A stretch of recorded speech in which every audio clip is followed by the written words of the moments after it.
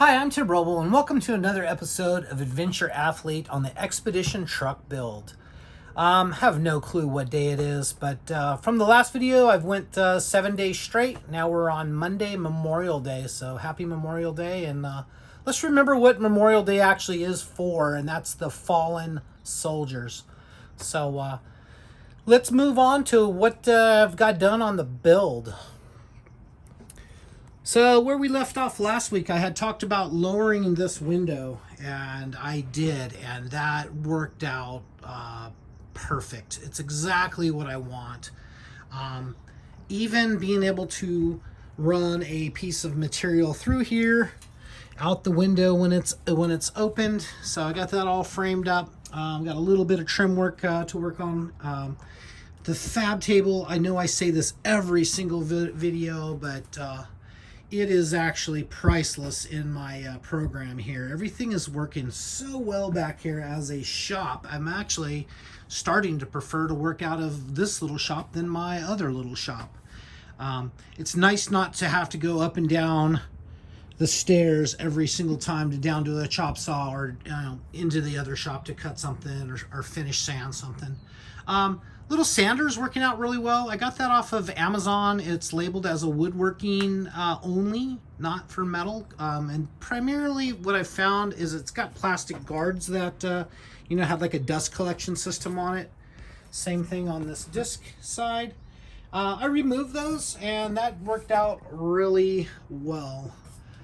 This last week, I had talked about this ESOB. It has 2 gas ports on the back, but it only comes with 1 hose and 1 regulator. So I took some of my extra stuff that I had and I rigged one up, and I just didn't like that. Why I'm doing what I'm going to call a world-class build, I wanted just to have everything correct. So I ordered one of these and some more consumables for the new torch. It takes a little different stuff. So I got a new gas hose and another regulator all set up for the TIG function on this. Have not used that yet, but I am anticipating that to be phenomenal because the MIG welding portion of this ESOB is just great. I had an opportunity to use it a little bit more this last week, and I'm super stoked with it. So from that window getting done, I came in here and built a rise for the toolbox, and I am so happy that is done. I spent a lot of time on the floor on my knees, and I think that was pretty much all Tuesday to build that box, get the toolbox welded up in place, put up in place, wheels off, and then everything welded in place. So that set up our back shop floor plan. You can notice that I put in a wall. Kind of looks a little funny right now, but all of the material is going to come and tie into that. Probably put some stuff in a break so it's got a nice bend there and there. But that wall is what separates the shop from the bathroom and entry door. So if we come here, we'll do a quick little turn, and this is what we got going on. You can see that I have a seat cushion that I've pulled apart. I'm going to utilize the foam out of that. Probably won't use the rest of the material. I'm starting to load stuff inside the truck equipment. So I got the Ames. It's a 5,000 watt power inverter, good for 100 amp service. And it's a pure sine wave digital unit. So that's going to go in. I think that's going to go underneath the booth. So I kind of got some of the stuff moved around. I got the washer dryer set up in here now. I did weld some diamond plate in the bottom, and I'm going to carry that theme on in here in the shop. What that will do is it'll give it a little bit of trussing. So one of the questions that came up was thermal transfer. Why would you put steel in here for thermal transfer? But I'm not worried about that. This polystyrene insulation is doing really well, and I'm very happy with the insulation qualities. It's can be 5, maybe even 10 degrees cooler to the touch in the midday when you're doing here. Even right now, there's quite a bit. So with this all done, So that'll be diamond plate. I'm going to diamond plate behind both of these units. That'll help just truss up the rear. And then down low, I'm going to run another piece of diamond plate. That'll tie in. And then all of this upper will just be this white aluminum, and even the painted structure. Plan is right now is to run power down each side. I do need DC back here to run both winches. I'll probably run that down the right side, or would be the left side, the driver side. So this side, and tie in the winches and everything. And I think I'm going to leave these cables for right now. I'm going to leave them so they just Velcro in place. So if I want to take the longer lead and run it out the ramp to run a spare tire lift, that'll work. I welded in some brackets on both sides here for my LED lights. I think I have those right here. So I got 2 of these that'll be facing in the rear, and then 2 on each side that'll be facing each sides, so we can illuminate all around. Just working on getting things going, and the floor plan's starting to lay out. So the welder physically is in the bathroom now. You can see that I framed up a window for the bathroom. Be nice to take a shower. Physically where we're at right here is in this area is going to be the shower, and then the porta potty will be next to it. Actually, that's more of a cassette toilet than a porta potty, but same thing in my opinion. I did the after install of the MaxAir fan in the bathroom. Fabricated all of this. I did that all up on the welding table, and then came in here and welded it in place. You know, not the best welds, but like at least 50% of the welds that I put down on this truck, as long as they're hot and go and burn in well, I'm not worried about it, because all of this has got to be ground flush to do that. So for me right now, it's about moving very efficient. As efficient as I could move, the better off. So you can see the separation right here. This is basically a physical separation for that side of the shop. I'm going to do this in a 1-inch polystyrene, being that we're inside. And then this will be all covered in a either a pallet wood or a tongue and groove all the way down to the bottom. I think in the shower, I'm actually going to run the slats up and down. I think just to have a cooler look, so it'll be a cool separation. I am going to run the shower dimensions all the way here to the corner. It's going to make a little bit of a choke point. I think it comes down to somewhere around 28 inches, which, me going through it, I can actually walk through it shoulder length or shoulder width. But even if I had to put, you know, a shoulder forward to step through, I'd rather have a smaller walkway and a larger space than more walkway and less space. Talking about some of the design aspects of all of this, trying to figure out like how wide to make a table. You know, so my original plan on that was to do 26 by 36, and you can see the piece of tape down there, that's 36. So I've walked in between the stove, you know, I've put the lid down on the stove, and that looks like that's going to be nice, and it's going to be multi-purpose, because you'll be able to do some prep at the table. And this is strategically put in this place just for being able to do a prep, because I don't have a whole lot of surface on this side. Incorporating in a sink and a cubic mini, and trying to get through this whole process. You know, we'll see how it goes. I may do the cubic mini in the back and the sink in front of it. We'll see how it all works out. Right now, underneath here is my theater seating that I have all covered up, and it is the real deal. I mean, it's super nice. Blue LED lights underneath. There is a center console on it that may have to be scrapped. It's the way this is set up is you can actually put 2 together, so it's more of like a love seat without that center console. And we'll just see how packaging ends up in here right now. And that's why the booth has popped up when it has, because I want to build the booth and the angles Underneath this one, I have all my lithium-ion batteries. I'm getting that all set up. So where we sit at the table, we talked last night, this is going to be Kim's side, so it's going to be placed a little bit closer to the table, the booth. And then on this side, it'll be spaced out a little more. And I've already got the cushion widths and lengths. Of course, they'll be 3 foot, and I think my side's going to be 20, and her side's going to be around 18. Have a blueprint right here of a booth layout for dimensions. All of those are gonna change. You can see it's 32 wide there. I've got 26 drawn out from the fabrication and design thought process.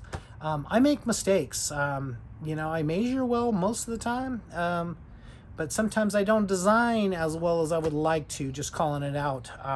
So I was going to build this table 26 by 36. So this was my first attempt of kind of doing some round corners, which turned out maybe 95% cool.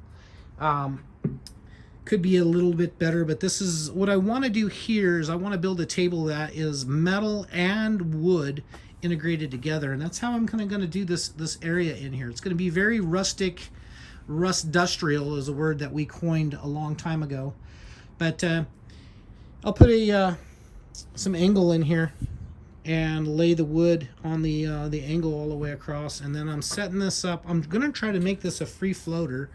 And if I would have done that cross piece out of 120, it probably would have been a better deal. But I'm going to do some type of truss and support. It's actually, you know, putting my weight on it. It's got a little flex. I built about a 1/8 inch rise into it for the flex. So I am going to run another support tube under that, see how that looks. This was a mock-up leg that went down right here to help me just to lay things in place. So we'll see how all of that goes. That's kind of next on the list.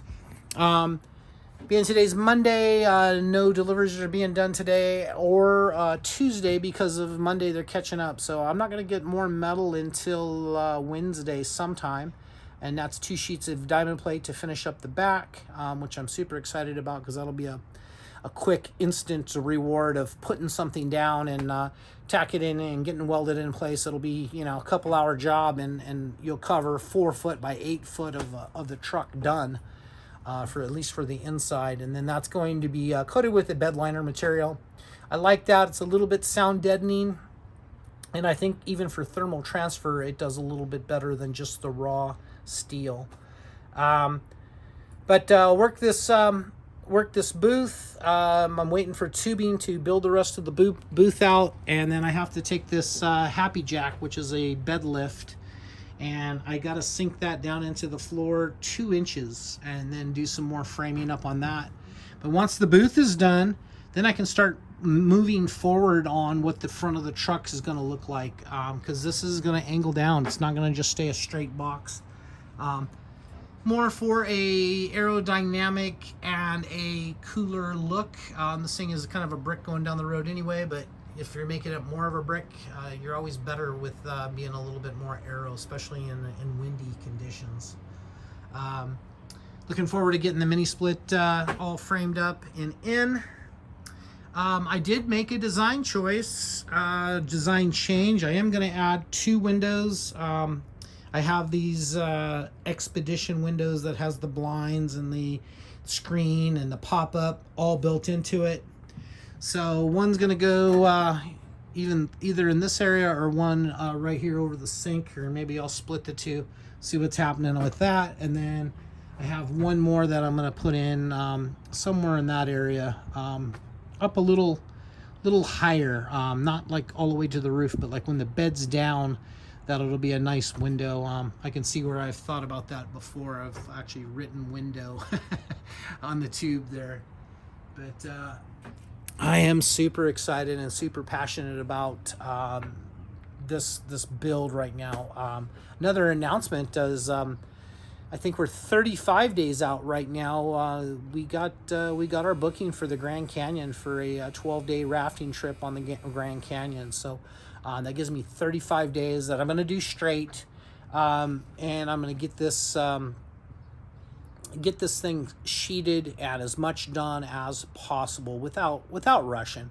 My morning routine is right now I get up, answer emails, answer my YouTube comments, Facebook, Instagram. I go for a run. Last Tuesday, after I talked about running and everything, I felt my calf get real tight and almost maybe a tear. I don't know. I stopped. And then I walked for a little bit, and then I thought, oh my goodness, I'm going to have to call Kim and have her come pick me up because I am really limping. It was bad. But I ended up walking it off, ended up working the rest of the day with it, kind of limping around. The next day was fine, but I did not go for a run. And then Thursday, I did not go for a run. So this last Friday, I started my walk again. I said, well, just go out and walk. Just run the intersections if you can. If you feel it get tight, stop. Just nurse yourself back. Keep moving, keep moving. Although I'm pushing hard on the truck, it's not the same as physical exercise and getting out and doing a run and raising that heartbeat. So Friday was kind of my first day back. That kind of sucked. I think I ran a total of maybe 100 yards total.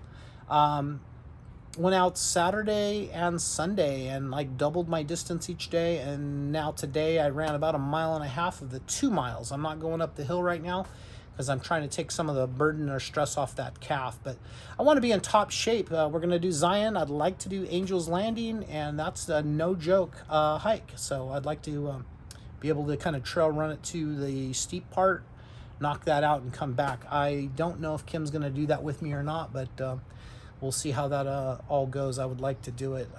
Something that's on my mind. Another thing that's on my mind is I'm wearing a Lost Dirt shirt from my buddy Julius Griffiths off of Facebook. I've never met him in person, but we've chatted a few times on Facebook. But I'd like to take a little bit of time and talk about supporting people in their business. And he's not taking any more orders for knives, but he's like, if you want to help me out, buy a t-shirt. He's going to make a little bit of money off the t-shirt. And so I jumped right on and bought a shirt. And that's one of the things I want to say about business. If you got a buddy, a friend, an acquaintance, somebody that's opened up a little shop, or they're doing something out of their garage trying to make it, support them full price. Don't try to get the bro hookup or the buddy deal. They're trying to make it, and it takes so much commitment. It takes so much money to get a business flowing. I know I've done it.